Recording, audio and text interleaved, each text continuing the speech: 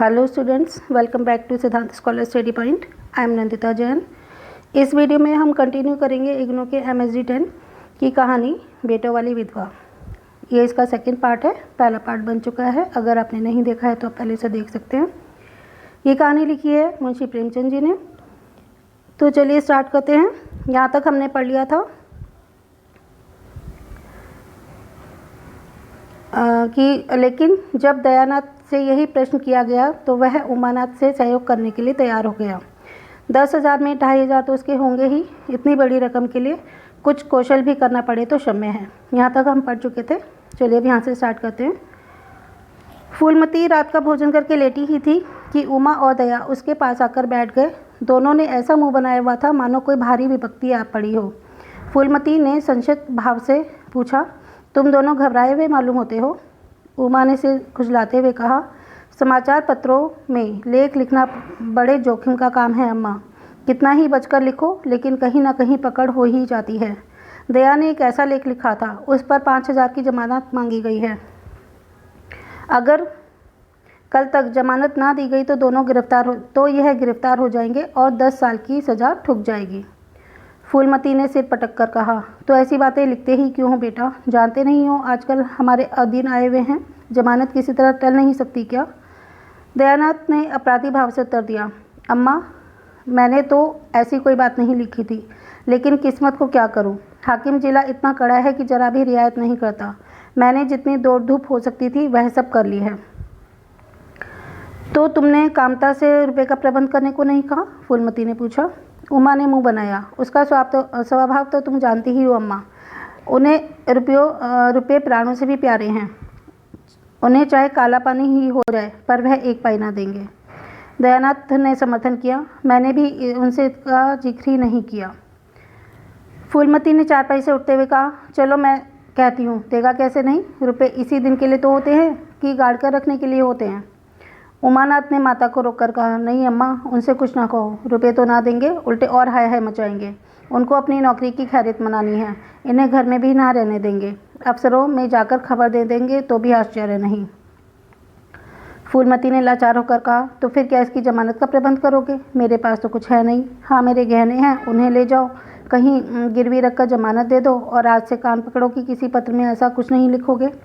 दयानाथ ने कानों पर हाथ रखकर कहा, यह तो नहीं हो सकता अम्मा कि तुम्हारे जेवर लेकर मैं अपनी जान बचाऊं। 10-5 साल की कैद हो जाएगी तो झेल लूँगा। यहीं बैठा बैठा ही किया कर रहा हूँ। फूलमती छाती पीटते हुए बोली, कैसी बातें मुँह से निकालते हो बेटा? मेरे जीते जी तुम्हें गिरफ्तार कौन कर सकता है? उसका मुँह झुलस दूंगी। गहने इसी दिन के लिए तो होते हैं या फिर और किसी दिन के लिए? जब तुम ही ना रहोगे तो गहने लेकर क्या आग में झोंकूंगी? फूलमती ने कहा। उसने पिटारी लाकर उसके सामने रख दी। दया ने उमा की ओर जैसे फरियाद की आंखों से देखा और बोला, आपकी क्या राय है भाई साहब? इसी मारे में कहता था, अम्मा को जताने की ज़रूरत नहीं, जेल ही हो जाती, पर कुछ जाता तो नहीं। उमा ने जैसे सिफारिश करते हुए कहा, यह कैसे हो सकता था कि इतनी बड़ी वारदात हो जाती और अम्मा को खबर न होती? मुझसे तो यह नहीं हो सका कि मेरे सुनकर पेट में डाल लेता, मगर अब क्या करना चाहिए? मैं खुद इसका निर्णय नहीं ले पा रहा। न तो यही अच्छा लगता है कि तुम जेल जाओ और ना ही यह अच्छा लगता है कि अम्मा के गहनों को गिरवी रख दिया जाए।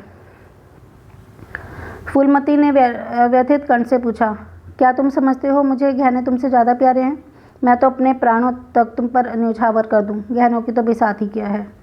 दया ने दृढ़ता से कहा, अम्मा तुम्हारे गहने तो ना लूँगा, चाहे मुझ पर कुछ क्यों ही ना आ पड़े। जब आज तक तुम्हारी कोई सेवा ना कर सका तो किस मुँह से तुम्हारे गहने उठा कर ले जाऊँ?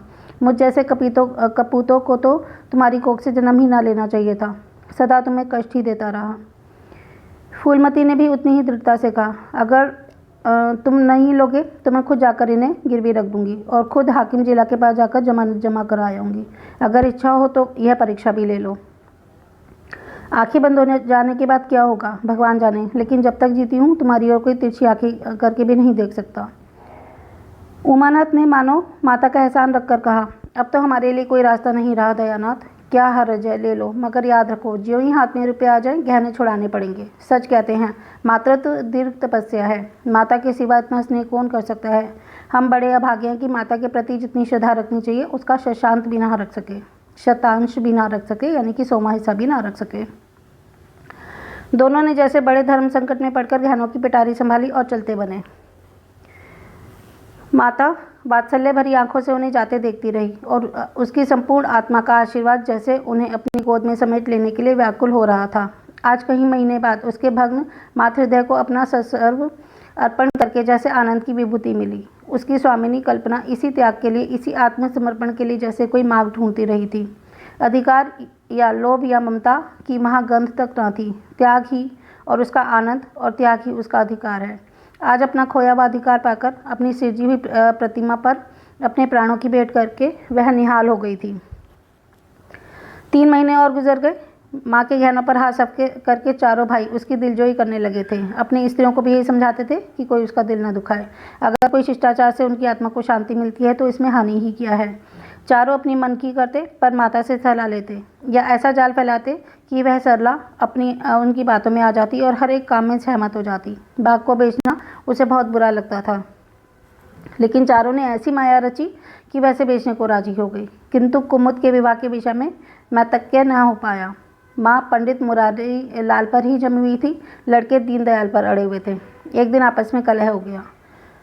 फूलमती ने कहा, माँ बाप की कमाई में बेटी का भी हिस्सा होता है। तुम्हें 16,000 का एक बाग मिला है, 25,000 का एक मकान, 20,000 नकद में, क्या 5,000 भी कुमुद का हिस्सा नहीं है?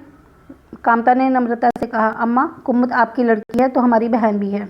आप 2-4 साल में प्रस्थान कर जाएंगी, पर हमारा और उसका बहुत दिनों तक संबंध रहेगा। तब यथाशक्ति कोई ऐसी बात न करेंगे जिससे आप उसका कोई अमंगल हो। लेकिन हिस्से की बात करती हो तो कुमुद का हिस्सा कुछ नहीं। दादा जीवित थे तब बात और थी। वह उसके विवाह में जितना चाहते खर्च करते, कोई उनका हाथ नहीं पकड़ सकता था। लेकिन अब तो हमें एक एक पैसे की किफ़ायत करनी पड़ेगी। जो काम 1,000 में हो जाए उसके लिए 5,000 खर्च करना कहाँ की बुद्धिमानी है। उमानाथ ने सुधारा, 5,000 क्यों, 10,000 कहिए। कामता ने भवें सिकोड़ कर कहा, नहीं, मैं 5,000 ही कहूँगा। एक विवाह में 5,000 खर्च करने की हमारी हैसियत नहीं है। फूलमती ने जिद पकड़ के कहा, विवाह तो मुरारी लाल के लड़के से ही होगा, चाहे 5,000 खर्च हो चाहे 10,000। मेरे पति की कमाई है, मैंने मर मर कर जोड़ा है, अपनी इच्छा से खर्च करूँगी। तुम ही ने मेरी कोख से जन्म नहीं लिया, कुमुद भी उसी कोख से आई है। मेरी आंखों में तुम सब बराबर हो। मैं किसी से कुछ मांगती नहीं। तुम बैठे तमाशा देखो, मैं सब कुछ कर लूँगी। 20,000 में 5,000 कुमुद का है। कामतानाथ को अब कड़वे सत्य की शरण लेने के सिवा कोई मार्ग न सूझा। बोला, अम्मा तुम बरबस बात बढ़ाती हो। जिन रुपयों को तुम अपना समझती हो वह तुम्हारे हैं ही नहीं, वह तो हमारे हैं। तुम हमारी अनुमति के बिना उनमें से कुछ खर्च नहीं कर सकती। फूलमती को जैसे सर्प ने डस लिया हो। क्या कहा, फिर से तो कहना। मैं अपने ही संचय रुपये अपनी इच्छा से खर्च नहीं कर सकती। वह तुम्हारे रुपये हैं ही नहीं, वह तो हमारे हो गए। कामता ने कहा, तुम्हारे होंगे लेकिन मेरे मरने के पीछे। फूलमती बोली, नहीं, दादा के मरते ही हमारे हो गए। कामता ने फिर बोला। उमानाथ ने बेहयाई से कहा, अम्मा कानून कायदा तो जानती नहीं, नाक उलझती रहती हैं। फूलमती क्रोध विवल होकर बोली, भाड़ में जाए तुम्हारा कानून, मैं ऐसे कानून को नहीं मानती। तुम्हारे दादा ऐसे कोई बड़े धन्ना सेठ नहीं थे। मैंने ही पेट और तन काट कर यह गृहस्थी जोड़ी है। नहीं, आज बैठने को छां भी नहीं मिलती। मेरे जीते जी तुम रुपये नहीं छू सकते। मैंने तीनों भाइयों के विवाह में 10,000 रुपये खर्च किए, वही मैं कुमुद के विवाह में भी खर्च करूँगी। कामतानाथ भी गम पड़ा। आपको कुछ भी खर्च करने का अधिकार नहीं है। उमानाथ ने बड़े भाई को डांटा, आप खामखा अम्मा के मुंह लगते हैं भाई साहब। मुरारी लाल को पत्र लिख दीजिए कि तुम्हारे यहाँ कुमुद का विवाह न होगा, बस छुट्टी। यह कायदा कानून तो जानती नहीं, व्यर्थ की बहस करती रहती हैं। फूलमती ने संयत स्वर ने कहा, अच्छा क्या कानून है, जरा मैं भी तो सुनूं। उमा ने निरय भाव से कहा, कानून यही है कि बाप के मरने के बाद जायदाद बेटों की हो जाती है। माँ का हक केवल रोटी कपड़े का ही है। फूलमती ने तड़प के कहा, किसने बनाया है ये कानून? उमा शांत से स्थिर भाव से बोला, हमारे ऋषियों ने, महाराज मनु ने। और किसने? फूलमती एक क्षण अवाक रहकर आहत कंठ से बोली, तो मैं इस घर में तुम्हारे टुकड़ों पर पड़ी हुई हूँ? उमानाथ ने न्यायाधीश की निर्ममता से कहा, तुम जैसा समझो। फूलमती की संपूर्ण आत्मा मानो इस वज्रपात से चित्कार उठी थी। उसके मुख से जलती हुई चिंगारियों की तरह शब्द निकल पड़े। मैंने घर बनवाया, मैंने संपत्ति जोड़ी, मैंने तुम्हें जन्म दिया, पाला, और आज मैं इस घर में गैर हूँ। मनु का यही कानून है और तुम उसी कानून पर चलना चाहते हो। अच्छी बात है, अपना घर द्वार लो, मुझे तुम्हारी आश्रिता बनना स्वीकार नहीं। इससे कहीं अच्छा है कि मैं मर जाऊँ। वाह रे अंधेर, मैंने पेड़ लगाया और मैं ही उसकी छाँव में खड़ी नहीं हो सकती। अगर यही कानून है तो इसमें आग लग जाए। चारों युवकों पर माता के इस क्रोध और आतंक का कोई असर न हुआ। कानून का फौलादी कवच उनकी रक्षा कर रहा था। इन कांटों पर उन पर क्या असर हो सकता था। जरा देर में फूलमती उठकर चली गई। आज जीवन में पहली बार उसका वात्सल्य भग्न मातृत्व अभिशाप बनकर उसे धिक्कारने लगा। जिस मातृत्व को उसने जीवन की विभूति समझा था, उसके चरणों में वह सदैव अपनी समस्त अभिलाषाओं और कामनाओं को अर्पित करके अपने को धन्य मानती थी, वही मातृत्व आज उसे अग्निकुंड सा जान पड़ा। उसमें उसका जीवन जल के भस्म हो रहा था। संध्या हो गई थी। द्वार पर नीम का वृक्ष सिर झुकाए निस्तंभ खड़ा था, मानो संसार की गति पर शुभ हो रहा हो। अस्तांचल की और प्रकाश और जीवन का देवता फूलमती के मातृत्व की ही भांति अपनी चिता में जल रहा था। फूलमती अपने कमरे में जाकर लेटी तो उसे मालूम हुआ कि उसकी कमर टूट गई है। पति के मरते ही अपने पेट के लड़के उसके शत्रु हो जाएंगे, उसको स्वप्न में भी गुमाना था। जिन लड़कों को वह अपना हृदय रक्त पिला पिला कर पाला, वही आज उसके हृदय पर यूं आघात कर रहे थे। अब वह घर उसे कांटों की सेज लग रहा था, जहाँ उसकी कुछ कदर नहीं, कुछ गिनती नहीं। वहाँ अनाथों की भांति पड़ी रोटियां खाए, यह उसकी अभिमानी प्रकृति के लिए असहाय था। पर उपाय ही क्या था। वह लड़कों से अलग होकर भी रहे तो भी ना किसकी कटेगी। संसार उसे थूके तो क्या और लड़के को थूके तो क्या, बदनामी तो उसी की है। दुनिया वही तो कहेगी कि 4 जवान बेटों के होते बुढ़िया अलग पड़ी हुई मजदूरी करके अपना पेट पाल रही है। जिन्हें उसने हमेशा नीच समझा, वही उस पर हंसेंगे। नहीं, इस अपमान, इस अनादर से कहीं ज़्यादा हृदय विदारक था। अब वह अपना और घर का पर्दा ढका रखने में ही कुशल है। हाँ, अब उसे अपने को नई परिस्थितियों के अनुकूल बनाना होगा। समय बदल रहा है। वह अब तक स्वामिनी बन के रही, अब लौंडी बन के रहना होगा। ईश्वर की यही इच्छा है। अपने बेटों की बातें और लातें गैरों की बातों और लातों की अपेक्षा फिर भी गनीमत है, फूलमती सोच रही थी। वह बड़ी देर तक मुँह ढांपे उसी दशा में रोती रही। सारी रात इसी आत्मवेदना में कट गई। शरद का प्रभाव डरता डरता उषा की गोद से निकला, जैसे कोई कैदी छिपकर जेल से भाग आया हो। फूलमती अपने नियम के विरुद्ध आज तड़के ही उठी। रात भर में उसका मानसिक परिवर्तन हो चुका था। सारा घर सो रहा था और वह आंगन में झाड़ू लगा रही थी। रात ओस में भीगी हुई पक्की जमीन उसके नंगे पाँव में कांटों की तरह चुभ रही थी। पंडित जी उसे कभी इतने सवेरे ना उठने देते थे। शीत उसके लिए बहुत हानिकारक थी, पर अब वह दिन नहीं रहे। प्रकृति को भी समय के साथ बदल देने का प्रयत्न कर रही थी। झाड़ू से फुर्सत पाकर उसने आग जलाई और चावल दाल की कंकड़ियाँ चुनने लगी। कुछ देर में लड़के जाग गए, बहुएं उठी। सभी ने बुढ़िया को सर्दी में सिकुड़े हुए काम करते हुए देखा, पर किसी ने कुछ न कहा कि अम्मा क्यों हलकान होती हो। शायद इस सब के लिए बुढ़िया के इस मान मर्दन पर सब प्रसन्न थे। आज से फूलमती का यही नियम हो गया था कि जी तोड़कर घर का काम करती और अंतरंग नीति से अलग रहती। उसके मुख पर जो आत्मगौरव झलकता रहता था, उसकी जगह अब गहरी वेदना छाई हुई नजर आती थी। जहाँ बिजली जलती थी, वहाँ अब उसका तेल का दिया टिमटिमा रहा था, जिसे बुझा देने के लिए हवा का एक हल्का सा झोंका ही काफ़ी था। मुरारीलाल को इंकारी पत्र लिखे जाने की बात पक्की हो चुकी थी। दूसरे दिन पत्र लिख दिया गया। दीनदयाल से कुमुद का विवाह निश्चित हो गया। दीनदयाल की उम्र 40 से कुछ अधिक ही थी। मर्यादा में भी कुछ हेठे थे, पर दाल रोटी से खुश थे। बिना किसी ठहराव के विवाह करने पर राजी हो गए थे। तिथि नियत हुई, बारात आई, विवाह हुआ और कुमुद विदा कर दी गई। फूलमती के दिल पर क्या गुजर रही थी, इसे कौन जान सकता था।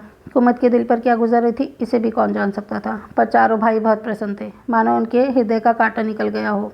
ऊंचे कुल की कन्या मुँह कैसे खोलती। भाग्य में सुख भोगना लिखा था, सुख भोगेगी। दुख भोगना लिखा होगा तो दुख झेलेगी। हरी इच्छा बेकसों का अंतिम अवलंब है। घर वालों ने जिससे विवाह कर दिया, उसमें 1000 ऐब हों तो भी वह उसका उपास्य, उसका स्वामी है। प्रतिरोध उसकी कल्पना से परे था। फूलमती ने किसी काम में दखल न दिया। कुमुद को क्या दिया गया, मेहमानों का कैसा सत्कार किया गया, किसके यहाँ से नेवते में क्या आया, किसी बात से उसे सरोकारना था। उससे कोई सलाह भी ली गई तो कहा, बेटा तुम लोग जो करते हो अच्छा ही करते हो, मुझसे क्या पूछते हो। जब कुमुद के लिए द्वार पर डोली आ गई तो कुमुद माँ के गले लिपट कर रोने लगी। तो वह बेटी को अपनी कोठरी में ले गई और जो कुछ 150 रुपये और 2-4 मामूली गहने उसके पास बचे थे, बेटी के अंचल में डालकर बोली, बेटी मेरी तो मन की मन में ही रह गई। नहीं तो क्या आज तुम्हारे विवाह को मैं इस तरह करती और तुम इस तरह विदा हो जाती। आज तक फूलमती ने अपने गहनों की बात किसी से न कही थी। लड़कों ने उसके साथ जो छलकपट व्यवहार किया था, इसे चाहे वह अब तक ना समझी हो, लेकिन इतना जान गई थी कि गहने फिर न मिलेंगे और मालिन्य बढ़ने के सिवा कुछ हाथ न लगेगा। लेकिन इस अवसर पर उसे अपनी सफाई देने की ज़रूरत मालूम हुई। कुमुद का यह भाव मन में लेकर जाए कि अम्मा ने अपने गहने बहुओं के लिए रख छोड़े हैं, इसे वह किसी तरीके से न सह सकती थी। इसलिए वह अपनी कोठरी में गई, लेकिन कुमुद को पहले ही इस कौशल की ठोह मिल चुकी थी। उसने गहने और रुपये अंचल से निकालकर माता के चरणों पर रख दिए और बोली, अम्मा, मेरे लिए तुम्हारा आशीर्वाद ही लाखों रुपये के बराबर है। तुम इन चीज़ों को अपने पास रखो, न जाने अभी तुम्हें किन विपत्तियों का सामना करना पड़े। फूलमती कुछ कहना भी ही चाहती थी कि उमानाथ ने आकर कहा, क्या कर रही हो कुमुद? जल्दी कर, साइड टली जा रही है। वह लोग हाय हाय कर रहे हैं, फिर तो 2-4 महीनों में ही आएगी। जो कुछ लेना देना हो ले लेना। फूलमती के घाव पर मानो नमक पड़ गया। बोली, मेरे पास अब है ही क्या भैया जो इसे दूंगी। जाओ बेटी, भगवान तुम्हारा सुहाग अमर करे। कुमुद विदा हो गई। फूलमती पछाड़ खाकर गिर पड़ी। जीवन की अंतिम लालसा नष्ट हो गई थी। 1 साल और बीत गया। फूलमती का कमरा घर के सब बड़े कमरे से बड़ा और हवादार था। कई महीनों में उसने बड़ी बहू के लिए खाली कर दिया था और खुद एक छोटी सी कोठरी में रहने लगी थी, जैसे कोई भिखारिन हो। बेटों और बहुओं से अब उसे जरा भी स्नेह नहीं था। वह अब घर की लौंडी थी। घर के किसी प्राणी, वस्तु, किसी प्रयोजन से उसे कोई प्रयोजन न था। वह केवल इसलिए जीती थी कि मौत न आती थी। सुख या दुख का अब उसे कोई लेशमात्र भी ज्ञान न था। उमानाथ का औषधालय खुला, मित्रों की दावत हुई, नाच तमाशा हुआ। दयानाथ का प्रेस खुला और फिर जलसा हुआ। सीतानाथ को वजीफा मिला और वह विलायत चला गया। फिर उत्सव हुआ। कामनानाथ के बड़े लड़के का यज्ञोपवीत संस्कार हुआ। फिर धूमधाम हुई, लेकिन फूलमती के मुख पर आनंद की छाया तक न आई। कामतानाथ टाइफाइड में महीने भर बीमार रहा और मरकर उठा। दयानाथ ने अपने प्रेस पत्र का प्रचार बढ़ाने के लिए वास्तव में एक आपत्तिजनक लेख लिखा और 6 महीने की सजा पाई। उमानाथ ने एक फौजदारी के मामले में रिश्वत लेकर गलत रिपोर्ट लिखी और उसकी सनद छीन ली गई, पर फूलमती के चेहरे पर रंज की परछाई तक न पड़ी। उसके जीवन में अब कोई आशा, कोई दिलचस्पी, कोई चिंता न थी। बस पशुओं की तरह काम करना और खाना, यही उसकी ज़िंदगी के 2 काम थे। जानवर मारने से काम करता है, पर खाता है अपने मन से। फूलमती बेकहे काम करती थी, पर खाती थी विष के कोर की तरह। महीनों सिर में तेल न पड़ता, महीनों कपड़े न धुलते, कुछ परवाह नहीं। चेतना शून्य हो गई थी वह। सावन की छड़ी लगी हुई थी। मलेरिया फैल रहा था। आकाश में मटियाले बादल थे, जमीन पर मटियाला पानी। आर्द्र वायु शीत, ज्वर और श्वास का वितरण करती फिरती थी। घर में मैरी बीमार पड़ गई। फूलमती ने घर के सारे बर्तन मांजे, पानी में भीग कर सारा काम किया, फिर आग जलाई और चूल्हे पर पतीलियां चढ़ा दी। लड़कों को समय पर भोजन तो मिलना ही चाहिए। सहसा उसे याद आया कि कामतानाथ नल का पानी नहीं पीते। उसी वर्षा में गंगा जल लाने चली गई। कामनानाथ ने पलंग पर लेटे लेटे कहा, रहने दो अम्मा, मैं पानी भर कर ले आऊँगा। आज मैरी खूब बैठी रही। फूलमती ने मटियाले आकाश की ओर देखकर कहा, तुम भीग जाओगे बेटा, सर्दी हो जाएगी। कामनानाथ बोले, तुम भी तो भीग रही हो, कहीं बीमार न पड़ जाओ। फूलमती निर्मम भाव से बोली, मैं बीमार न पड़ूंगी, मुझे भगवान ने अमर कर दिया है। उमानाथ भी वहीं बैठा था। उसने के औषधालय में कुछ आमदनी न होती थी, इसलिए बहुत चिंतित रहता था। भाई भावज की मुंह देखी बातें करता था। बोला, जाने भी दो भैया, बहुत दिन हो गए बहुओं पर राज कर रही हैं, उसका प्रायश्चित तो करने दो। गंगा बढ़ी हुई थी जैसे समुद्र हो। क्षितिज सामने के कूल से मिला हुआ था। किनारे के वृक्षों की केवल फुनगियाँ पानी के ऊपर रह गई थीं। घाट ऊपर तक पानी में डूब गए थे। फूलमती कलसा लिए नीचे उतरी, पानी भरा और ऊपर जा रही थी कि पाँव फिसला। संभल ना सकी, पानी में गिर गई। पल भर हाथ पैर चलाए, फिर लहरें उसे नीचे खींच ले गई। किनारे पर 2-4 पंडे चिल्लाए, अरे दौड़ो, बुढ़िया डूबी जाती है। 2-4 आदमी दौड़े भी, लेकिन फूलमती लहरों में समा गई थी, उन पर बल खाती हुई लहरों में, जिन्हें देखकर हृदय कांप उठता था। एक ने पूछा, यह बुढ़िया कौन थी? अरे वही पंडित अयोध्यानाथ की विधवा है। पहले ने कहा, अयोध्यानाथ तो बड़े आदमी थे। हाँ थे तो, पर इसके भाग्य में तो ठोकर खाना लिखा था। पहला फिर बोला, उनके तो कई लड़के बड़े बड़े हैं और सब कमाते हैं। हाँ भाई, सब कमाते हैं, पर भाग्य भी तो कोई वस्तु होती है, दूसरे व्यक्ति ने जवाब दिया। और ये कहानी यहीं पे ख़त्म होती है।